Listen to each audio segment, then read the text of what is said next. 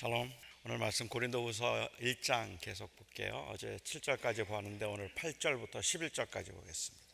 형제들아, 우리가 아시아에서 당한 환난을 너희가 모르기를 원하지 아니하노니 힘에 겹도록 심한 고난을 당하여 살 소망까지 끊어지고, 우리는 우리 자신이 사형 선고를 받은 줄 알았으니 이는 우리로 자기를 의지하지 말고 오직 죽은 자를 다시 살리시는 하나님만 의지하게 하심이라.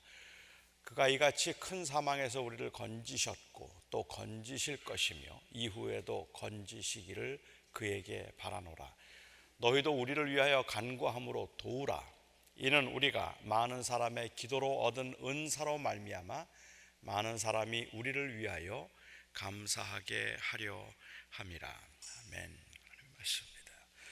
저는 2009년 1월 달부터 제가 지팡이를 짚기 시작했습니다.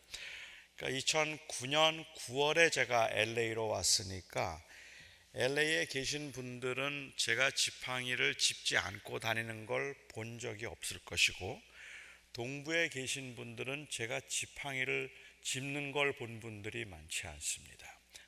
그래서 한 5년 전에 만난 분들은, 5년 만에 뵙는 분들은 제가 갑자기 몸이 많이 안 좋아져서 갑자기 지팡이를 짚게 된 건지 아니면 무슨 사고를 당한 건가 의아하게 생각하는 분들도 계십니다. 이제는 제가 지팡이가 없으면 걷지 못하게 되었지만 그 처음에 지팡이를 짚을 때만 하더라도 제가 지팡이가 없어도 불편한 건 별로 없었습니다. 오히려 걷는데 크게 어려움도 없었어요. 다만 이제 그 의사가 척추가 많이 안 좋아질 수 있으니까 지팡이를 짚기 시작하는 게 몸에 좋겠다고 그렇게 권고를 했기 때문에, 그래서 지팡이를 이제 짚기 시작하면서 처음엔 불편해서 막 못 걸을 만큼 힘들어서 지팡이를 짚었던 게 아니라서 이 지팡이 짚는 게 불편했습니다. 그래서 지팡이를 짚으면서 좀 멋을 부리고 싶은 마음이 있었어요. 저는 제 생각에 지팡이를 제가 짚으면, 그리고 중절 모자 쓰고 씨가만 물면 그러면 제가 처칠이 될 줄 알았습니다. 그런 카리스마가 돋보이지 않을까 생각을 했는데 지팡이를 사용해 보니까는 별로 멋은 없는 것 같아요. 그래서 금년 겨울부터는 제가 모자를 한번 써볼까 싶고, 씨가는 내년에 한번 시도를 해보려고 지금 합니다. 그냥 처음에는 지팡이 짚는 게 좀 거추장스러워서 지팡이에 다른 기능들이 있으면 좋겠다는 생각을 했습니다. 지팡이에 단추가 여러 개 달려서, 한번 상상해 보시죠. 단추가 여러 개 달려서 하나를 누르면 그 끝에서 칼이 나와서 호신 무기가 되고, 또 다른 걸 누르면 포러블 TV가 나와서 한가할 때 TV도 볼 수 있고, 전화기 PDA 기능까지 갖추고 있다면 이거 지팡이 하나 갖고 다닐만 하겠다라는 그러한 이야기를 농담처럼 했었는데, 인터넷을 뒤져보니까 실제로 단추를 누르면 이 지팡이에서 우산이 나온다든지 아니면 앞에 전등이 달려 있어서 길을 밝힌다든지 하는 그러한 기능들은 조금 있는 것 같아요. 이 현대인들은 이런 그 멀티 펑션에 굉장히 익숙하기는 하지만 지팡이를 짚는 가장 우선적인 이유는 우리의 삶을 조금 더 편리하고 또 용이하도록 하기 위한 액세서리로 지팡이를 짚는 것이 아니라 제대로 걷기 위해서 필수적인 것으로 지팡이를 짚습니다. 지팡이에서 제가 기대하는 그 기능은 여러 가지 다양한 액세서리 기능들이 있다면 그건 없어도 치명적이지 않은 그냥 액세서리 하는 것이지만, 제가 지팡이를 짚으면서 가장 기대하고 있는 이 우선적인 기능이 있다면 그것은 저로 하여금 걷도록 도와주는 것입니다. 그런데 이 지팡이의 잘못된 기대나 어떤 이 액세서리한 기능들을 절대적인 것으로 생각하면서부터는 아마 저는 이 지팡이를 유용하게 쓸 수 없을 것 같아요. 목사의 설교에 대한 기대도 마찬가지일 겁니다. 제가 설교를 준비하면서 사실은 꽤 많은 질문을 받는 것 중에 하나가, 설교하다가 낙심하지 않느냐 하는 질문을 꽤 많이 받아요. 설교하면서 어떤 기대를 하느냐 하는 질문을 많이 받는데, 만일 제가 설교를 준비하면서 이 한 번의 설교로 이 설교를 듣고 난 다음에 영원히 배고프지 않은 양식을 제공할 수 있다고 생각한다든지, 아니면 제가 몇 편의 부흥에서 하는 몇 편의 설교로 사람들의 의식과 삶이 바뀌기를 기대했다면, 저는 이미 벌써 그 설교를 하면서 제 능력에 너무 많이 실망했을 것이고 교인들의 반응에 벌써 설교를 멈추었을 겁니다. 하지만 제가 설교를 준비하면서 하루 먹을 양식 혹은 일주일 양식을 준비한다는 심정이라면, 일주일 후에 또 다음 날 지치고 피곤한 모습으로 교회를 찾는 교인들을 당연하게 볼 수도 있을 것 같아요. 설교에서는 그 논리와 감동은, 이것은 보조적인 것이지 필수적인 것이 아닙니다. 제가 생각하는 설교의 우선적인 기능이 있다면, 설교는 성경 말씀을 통하여서 말씀에 나타난 하나님의 원하심을 드러내는 것이, 그것이 설교의 우선적인 기능입니다. 이 설교에 대한 잘못된 기대는 잘못된 현상들을 가능하게 만듭니다. 하나님의 원하심과는 전혀 반대되는 이야기를 하고 있는데도 불구하고, 하나님의 말씀에는 전혀 언급되지도 않은 이야기들을 하고 있음에도 불구하고 감동적이면 무조건 좋은 설교라고 생각하는 것은 잘못된 기대 때문에 그렇습니다. 하나님의 원하심에 따라서 드러내는 것만이 좋은 설교이고, 여러분들은 설교를 들으면서 하나님의 말씀의 의미가 무엇일까에 대한 기대를 가지고 들어야지, 내 마음을 조금 시원하게 해줄 수 있고 내 마음을 흡족하게 해줄 수 있는 나와 동의된 생각을 확인하는 것 정도를 가지고는 좋은 설교라고 말할 수 없을 겁니다. 신앙생활도 마찬가지입니다. 오늘 본문에서 사도 바울의 고백을 보면서 저는 바울이 무엇을 기대하면서 신앙생활을 했는지 한번 여러분과 생각해 보고 싶습니다. 지난 시간에 우리가 좀 살펴본 것처럼, 어제 우리가 살펴본 것처럼, 바울은 아시아에서 살 소망이 끊어질 정도로 많이 힘들었다고 그렇게 오늘 본문은 고백을 합니다. 고린도후서에서 바울이 그 힘들었다 말할 때 지속적으로 언급한 것이 육체의 질병이거나 아니면 또 다른 어떤 종류의 육체의 가시로 인한 고통이었던 것 같고, 사도행전에 기록된 그 이 고난과 어려움들은 말로 다 할 수 없는 어떤 핍박이었기 때문에 구체적으로 무엇 때문에 그가 그렇게 살 소망까지 끊어질 정도로 힘들었는가 하는 것은 정확히 알 수 없어도 분명한 것은 그때 그는 죽는 줄 알았습니다. 그때 정말 이제 죽었구나 싶어서, 아니 살아야 할 소망, 살아갈 소망도 없다고 생각할 만큼 그렇게 낙심되었습니다. 그렇게 힘들었는데 이렇게 사경을 헤매다가 기적적으로 살았습니다. 그리고 그는 이렇게 오늘 본문에 고백하죠. 우리 마음에 사형 선고를 받은 줄 알았으니 이는 우리로 자기를 의뢰하지 말고 오직 죽은 자를 살리신 하나님만 의뢰하게 하심이라. 하나님은 죽은 자를 살리시는 분입니다. 하나님은 죽은 자도 살릴 수 있는 능력이 있는 분이시고 죽었던 자도 살리셨던 분입니다. 하지만 그러니까 하나님만 의뢰하면 환난을 당하지 아니하고 하나님만 의뢰하면 죽을 고비를 넘길 수 있다는 공식을 만드는 것은 마땅하지 않습니다. 그러니까 내가 사형 선고를 받았지만 우리가 이 고난을 당하게 됐던 이유는 우리로 하여금 오직 하나님만 의지하고 우리 자신을 의지하지 아니함으로 우리를 살리시는 하나님을 경험하도록 하기 위함이라, 하나님만 의지하게 하기 위함이라 라고 하는 이 말이 단순히 고난을 당했을 때는 전적으로 하나님만 의지하십시오, 그러면 고난을 이길 수 있습니다 라든지, 환난 가운데 있을 때 전적으로 자기를 의지하지 말고 하나님만 의지하면 그러면 모든 문제가 다 해결된다는 그러한 공식으로 이해를 한다면 참 난감하다는 말입니다. 정말로 바울이 그런 뜻이었을까 하는 겁니다. 다시 말씀드리면 이런 거죠. 아마 여러분도 이런 간증 종종 들어보셨을 겁니다. 아주 극한 고난 가운데서 처음에는 내가 내 힘으로 이 고난을 이겨보려고 발버둥을 쳤지만 갈수록 더 어려워졌습니다.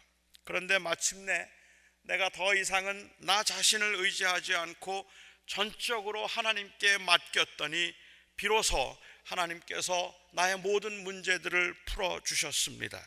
전적으로 하나님을 의지할 때 죽은 자도 하나님은 살리십니다. 하나님만 의지하면 모든 문제가 해결됩니다.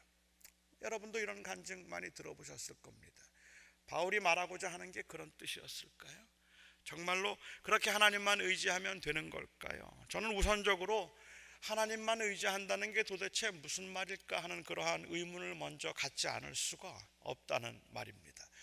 오늘 고난주간을 맞이해서 여러분들이 기도를 하면서도 이 아침에 와서 하는 그 기도를 통하여서 하나님, 지금까지는 내 머리와 내 지식과 내 생각과 그리고 내 능력을 의지해서 이 문제를 해결하려고 했습니다. 이 신분상의 문제나 사업상의 문제나 아니면 건강상의 문제를 나는 내 힘으로 한번 의지해 보려고 했습니다. 해결해 보려고 했습니다. 그런데 그렇게는 안 되는 것 같아서 이제는 전적으로 주님께 맡기기를 원합니다. 주님만 의지하오니 그래서 이 문제를 주님을 의지함으로 해결하겠습니다라고 말한다면 그게 무슨 뜻입니까? 이제는 변호사 찾아가지 않겠다는 말입니까? 아니면 이제는 아무 은행에도 가보지 않겠다는 말입니까? 하나님만 전적으로 의지한다는 것이 이제는 병원에 가지 않겠다는 말입니까? 그러면 하나님께서 고쳐주신다는 말일까요? 지금 바울이 그 말을 하고 있다고 생각하십니까? 도대체 하나님을 의지한다는 게 무슨 말일까 하는 것도 이해가 안 되고, 사실 바울은 오늘 말씀을 통해서 하나님을 전적으로 의지한다는 걸 어떻게 하는가 하는 그 노하우나 방법에 관해서 이야기하고 있지도 않다는 겁니다. 게다가 그런 신앙생활을 하면서 그가 기대했던 것은 죽지 않는 것도 아니고 고난이나 핍박을 당하지 않는 것도 아니었습니다. 그의 관심은 죽은 자를 살리시고 그리고 이 죽었던 자도 살리셨던 그 하나님께 그의 관심이 있었다는 말입니다. 그는 고난 중에 다시 한번 생생하게 하나님을 경험할 수 있었다는 고백을 하고 있는 겁니다. 하나님을 경험함으로 감격하지 않고 그냥 하나님 때문에 정말 하나님이 살아계시군요, 하나님이 살아계신 것을 내가 경험합니다, 그리고 하나님이 나의 하나님이 것을 내가 고백합니다라는 그 하나님에 대한 경험이 아니라 죽을 뻔했다가 살아났다는 사실에 감격하면 곧 실망합니다. 하나님이 계속 살려주셨더라면 바울이 지금까지도 살아있지 않았겠습니까? 아니면 그가 만일 죽게 되었다면 네로의 단두대에서 그의 목이 잘리는 순간은 하나님 의지하지 않았던 순간인가요? 그가 고난과 그 감옥에서 풀려나올 때는 하나님을 의지했기 때문에 풀려나왔고, 하나님을 의지하지 않았기 때문에 네로의 단두대에서는 목이 잘렸다고 말해도 되겠습니까? 망할 뻔했는데 기적적으로 회생이 되고, 위험할 뻔했는데 극적으로 위기를 모면하게 되면 우리는 하나님께 찬양을 합니다. 하나님께 감사합니다. 그런데 어느 분이 그 고난 중에 도우시는 하나님을 경험하고 감사하며 기뻐한다 할지라도 제가 이제 드릴 두 개의 고백은 확연히 다른 고백이라고 생각합니다. 저는 오늘 이 차이를 좀 이야기하고 싶은 거예요. 어떤 분은 이렇게 고백합니다. 하나님, 제가 하나님의 능력을 경험했습니다. 죽은 자도 살리시는 하나님을 온전히 의지했더니 하나님이 저를 살려주셨습니다. 이제 제가 알았습니다. 주님만 의지하면 형통하는 줄 알았습니다. 이 경우에는 형통을 위한 수단을 발견했다는 말입니다. 어떻게 하면 형통하는지 알게 되었다는 말이죠. 주님을 의지하면 형통한다. 또 다른 분은 이렇게 고백합니다. 하나님, 제가 하나님의 능력을 경험했습니다. 죽은 자도 살리시는 하나님 온전히 의지했더니 하나님이 저를 살려주셨습니다. 이제 제가 알았습니다. 내가 의지하며 살 분은 하나님 한 분뿐입니다. 이제는 어떤 경우에도 하나님만 의지합니다. 여러분, 이 고백의 차이가 느껴지십니까? 너무 똑같은가요? 처음에 드렸던 그 고백에서는 똑같은 고백인 것 같은데, 주님만 의지하면 형통한 줄을 이제 알았습니다 라는 그 말과 내가 이제는 고난 가운데 정말 하나님밖에 의지할 분이 없다는 것을 알아서 이제는 하나님만 의지합니다. 다시 말하면 내가 형통하는 법을, 그 어떤 방법을 찾았다는 말과 고난 중에 내가 하나님을 찾았다는 말은 다른 말이란 말입니다. 나는 하나님을 경험했습니다. 하나님을 찾았습니다 하는 말이죠. 바울의 기도는 후자였다고 저는 생각합니다. 그가 얼마 후에 감옥에 갇히게 되는데, 감옥에 갇혀 있으면서 그는 빌립보 교인들에게 편지를 써서 이렇게 고백을 합니다. 어떠한 형편에든지 내가 자족하기를 배웠노니 내가 비천에 처할 줄도 알고 풍부에 처할 줄도 알아. 모든 일에 배부르며 배고픔과 풍부와 궁핍에도 일체의 비결을 배웠노라. 그 고난과 환난을 어떻게 하면 극복할 수 있는지, 배고픔과 배부름 가운데서 내가 어떻게 이 배고픔과 배부름을 극복하여서 내가 형통하고 내가 잘 되는 것인지, 내가 이 비결을 배웠다고 이야기를 하고 있는 것이 아니라, 내가 배고픔과 그리고 배부름과 풍부와 비천에 처할 줄 알아 이 모든 일에 하나님께 감사하며 하나님을 경험하는 법을 배웠다는 이야기를 하고 있다는 말입니다. 그는 내가 어떻게 하면 잘 될 수 있을까 하는 고백을 이야기하고 있는 것이 아니라, 그 모든 상황과 그 모든 형편에서 내가 하나님을 이제 의지하는 법을 배웠다는 이야기를 하고 있는 거죠. 이 사실이 바울 이 빌립보서를 기록할 때 나중에 깨달은 것이 아니라면, 저는 오늘 본문에 나와 있는 이 고백도 바로 빌립보서의 고백에서 읽어야 된다고 생각합니다. 이 관점에서 10절을 보아야 될 것 같아요. 그가 이같이 큰 사망에서 우리를 건지셨고 또 건지시리라. 또한 이후에도 건지시기를 그를 의지하여 바라노라. 번역상 약간 차이가 있기는 하지만 과거와 현재, 미래, 그리고 미래형으로 하나님의 건지심에 대한 확신을 말하고 있습니다.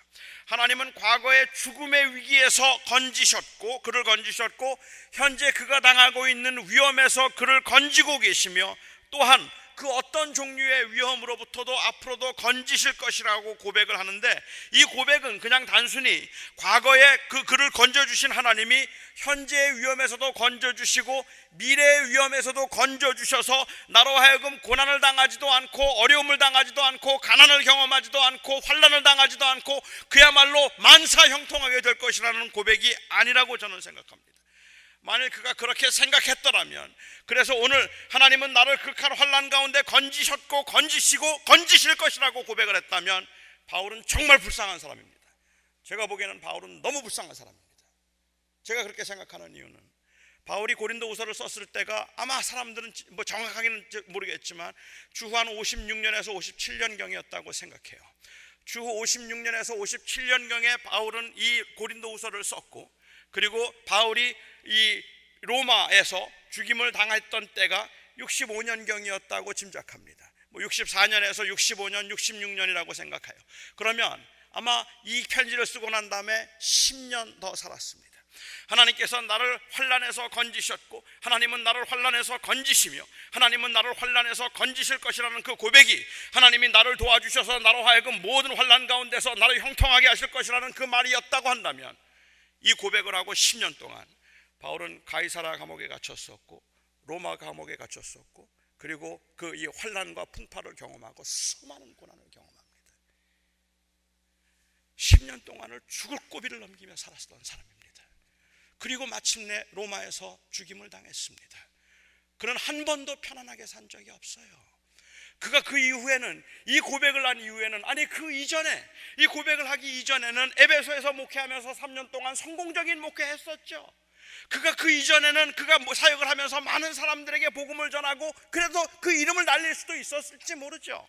하지만 그가 고린도후서에 이 고백을 하고 난 다음 10년의 생애를 살펴본다면 그는 정말로 고난의 연속인 삶을 살았어요. 그렇다면 그가 한 고백은 뭡니까? 만일 하나님이 죽음을 면케 하신 하나님께서 모든 환난을 피하게 하실 것이라는 믿음을 가지고 있었다면 정말 실망이잖아요. 한 번도 10년 동안 편한 적이 없었으니까. 만일 그런데도 그가 이 고백을 했다면 그건 그냥 자기 최면입니다. 그건 자기 만족입니다.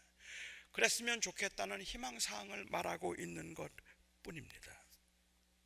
아니, 바울이 지금 하고 있는 이 고백은 이제 앞으로는 고난이 없을 거라는 이야기를 지금 하고 있는 것이 아니라 그 모든 그 이 위험에서 하나님을 경험했다는 말입니다. 그에게 가장 큰 위로가 되고 가장 큰 힘이 된 것은 죽음을 면했다는 것이 아니라 사망의 음침한 골짜기에서 하나님을 경험했다는 것입니다. 하나님을 보았다는 겁니다. 하나님을 경험했다는 사실이죠. 그에게 중요한 것은 하나님의 동행과 하나님의 임재에 대한 확신입니다. God, the raiser of the dead. 죽은 자를 살리시는 하나님. 나를 죽은 자 가운데서 살리셨다는 사실보다 더 중요한 경험은 God, the raiser of the dead. 죽은 자를 살리시는 그 하나님입니다. 그 하나님이 나와 함께 하심을 알기 때문에 사실은 죽음도 두렵지 않다는 말입니다.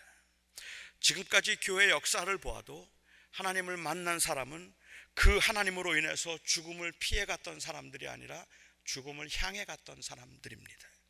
하나님 때문에 죽음을 두려워하지 않고 하나님 때문에 환난에 주눅들지 않았던 사람들이 하나님을 만난 사람들이지, 그 하나님을 만났기 때문에 고통이 없고 그리고 모든 것이 형통했던 사람들이 아니었단 말이죠. 스스로 고난의 길을 갈 수 있어서 사도 바울은 내가 그 그리스도의 그 남은 고난을 내 육체에 채운다고 말할 정도로 목표가 정해졌던 사람입니다.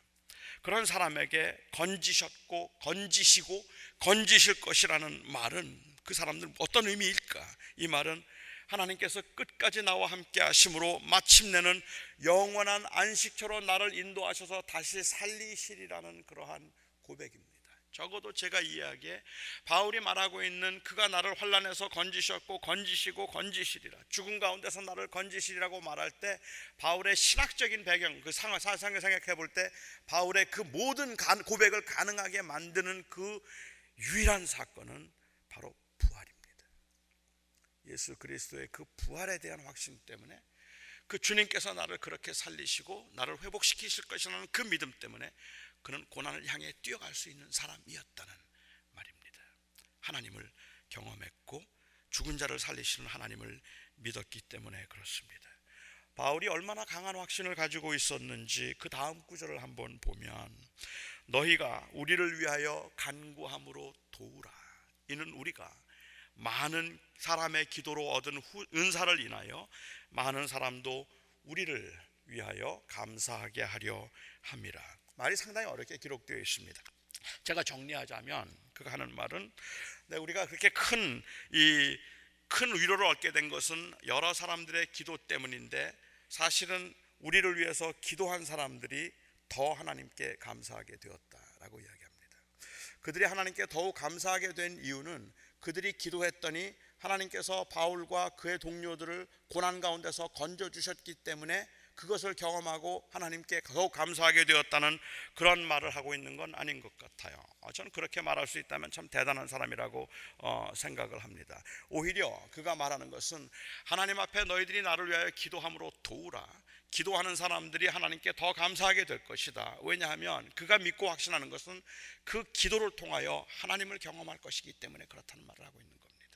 그 기도를 통하여 하나님을 경험할 것이니까 그를 위하여 기도하라라고 이야기를 합니다. 잘 이해가 되지 않는 말이죠. 사람들이 왜 기도를 합니까? 사람들이 기도하는 이유는 부족해서 해요. 확신이 없고 자신이 없을 때 간절하게 기도하게 됩니다. 하나님께서 우리를 도와주실 것을 위해서 그렇게 기도를 하게 되는데, 저는 제가 기도하다가 낙심할 때가 제법 많이 있어요.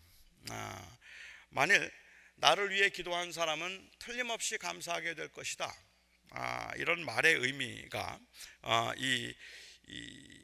내가 나를 위해서 기도하면 하나님이 그 기도를 다 들어주시고 그대로 다 되기 때문이다 라는 말이라면 저는 솔직히 자신이 없어요. 왜냐하면 저는 사람들을 위해서 중보기도할 때 그런 의미에서 중보기도한다면 감히 엄두가 나지 않을 때가 많습니다. 기도가 잘 되라고 저는 사업이 잘 되라고 저는 기도하지만, 제가 기도하기 때문에 모든 사업이 다 잘 되는 것은 아닌 것 같아요. 제가 정말로 기도해서 사업이 잘 된다면, 그렇다면 저는 여기 한 교회에 머물 수가 없습니다. 뉴욕에도 사업이 안 되는 사람들이 많고 한국에도 사업이 안 되는 사람들이 많아서 저거 다 돌아다니면서 그거 다 해결해 드려야 돼요. 그거 다 해결해 드려야 되고, 모두들 저를 부르고 싶어서 아마 안달이 날 겁니다. 뭐 가끔 제가 그런 환상에 빠질 때는 있어요. 이상하게 어느 사업처든지 식당도 그래요. 제가 가면 잘 돼요. 제가 가면 장사가 잘 되는 것 같아서 내가 그냥 여기에 이 아르바이트로 돈 주면 그냥 앉아 있으면 사업이, 손님들이 막 들어오겠다고 그렇게 이야기를 하는데, 제가 기도를 하면 사업이 잘 될까? 신분 문제 때문에 힘들어하는 분들 걱정 마세요. 내가 기도 시작했기 때문에 이젠 다 됩니다. 정말 그렇게 다 될까? 병이 낫게 해달라고 기도하지만 정말 병이 낫겠습니까? 선교지에 있는 얼굴도 본 적이 없는 선교사들을 위해서 기도하지만 그곳에 복음이 들어가겠습니까? 아니, 들어갑니다. 그리고 병이 나을 수도 있습니다. 하지만 병이 나을 것이라는 것이 확신이 아니라 그 가운데서 하나님을 경험하게 될 것이라는 것이 저의 확신이에요. 하나님이 지켜주셔서 낫게 하시든지 아니면 극복하게 하시든지 견디게 하시든지, 혹은 그 환난 가운데서 그것을 이겨서 물리치게 하시든지 아니면 끝까지 그것을 감당하게 하시든지 하나님을 경험하게 될 것이라는 게 제가 가지고 있는 기도의 확신입니다. 그래서 저는 기도합니다. 그 위해서 기도하면서 그 환난 가운데 하나님의 도우심을 경험하고 하나님의 함께 하심을 경험하기를 위해서 기도한다는 말입니다.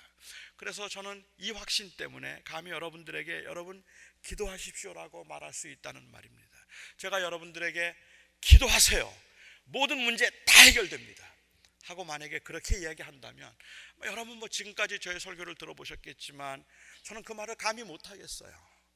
여러분 기도만 하세요. 여러분의 문제 다 해결됩니다. 하나님께 기도하면 다 해결됩니다. 이런 말을 제가 못하겠어요. 그러니까 기도하지 말라 그래야 될까요?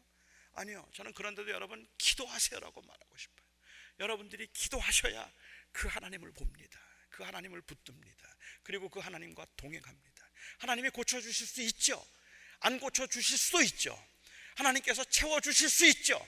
안 채워주실 수도 있죠. 내 원하는 대로 될 수도 있겠고 내가 원하는 대로 되지 않을 수도 있겠지만, 분명한 것은 그 하나님이 그 기도를 통해서 역사하셨단 말이에요. 우리 하나님이 되신 것을 보여주신다는 말입니다. 그러니까 우리가 기도할 수밖에 없죠. 바울은 그 마음으로 이제 너희는 나를 위하여 기도하라고 이야기하고 있습니다. 사실 현대 교인들을 보면 현대 기독교의 딜레마는 교인들이 하나님께 실망하고 그리고 하나님도 교인들에게 실망했다는 것이라고 저는 생각합니다. 우리 교회 부흥 초기에는 특별히 경제적으로 하나님 앞에 기도하면 부자가 된다는 그 말을 듣고 매달리고 기도하고 그러는 가운데 부자가 된 사람들이 제법 많았던 것 같아요. 요즘에 중국의 부자들이 늘어나는 것처럼 그런 현상들을 보면서 하나님이 도와주신다는 그러한 간증을 무수히 들었습니다. 근데 점점 사는 게 어려워진 요즘 상황에서는 그 기대를 하고 있는 교인들의 경우는 사실은 딜레마에 빠져 있다는 생각을 할 때가 있습니다. 저는 그 딜레마가 잘못된 기대 때문이라고 생각합니다. 극심한 환난이 끊이지 않는 상황에서도 담대하게 그 큰 사망에서 우리를 건지시리라고 말할 만큼 바울은 하나님의 도우심을 확신했습니다. 그러면 정말 두려울 게 없다고 생각합니다. 사랑하는 성도 여러분, 저는 어려움과 환난 가운데서 기도하는 모든 분들이 기쁨 중에 감사할 수밖에 없도록 하나님이 여러분을 도우시고 건지실 것이라고 확신합니다. 저는 그렇기 때문에 저와 여러분과 함께하는 그 하나님은 죽은 자를 살리시는 하나님, 우리를 다시 살리실 그 하나님이시기 때문에 오늘 이 아침에도 여러분들은 기도하면서 그 하나님을 갈망하시기 바랍니다. 문제의 해결을 찾지 마시고 하나님을 찾으십시오. 그러면 우리는 만족할 수 있습니다. 감사할 수 있습니다. 제가 첫날 어제 위로는 환경으로부터 오는 것이 아니라 아니라서 환난을 많이 당한 사람이 환난을 적게 당한 사람을 위로할 수 있는 것이 아니라고 했습니다. 위로는 오직 그리스도를 바라봄으로 오는 것이라고 말씀드렸습니다. 오늘 확신은 위로와 마찬가지로 환경에서부터 오는 것이 아니라서, 하나님이 언제나 나를 더 나은 환경으로 이끌어 가시는 것은 아니라고 말씀을 드렸습니다. 그래서 우리가 확신하고 기대하는 것은 환난 없음이 아니라 환난 중에도 하나님을 경험함입니다. 우리가 오늘도 그 하나님을 경험할 수 있는 소중한 기도의 시간 되기를 바랍니다. 기도의 시간 되기를 바랍니다. 기도의 시간 되기를 바랍니다. 기도의 시간 되기를 바랍니다.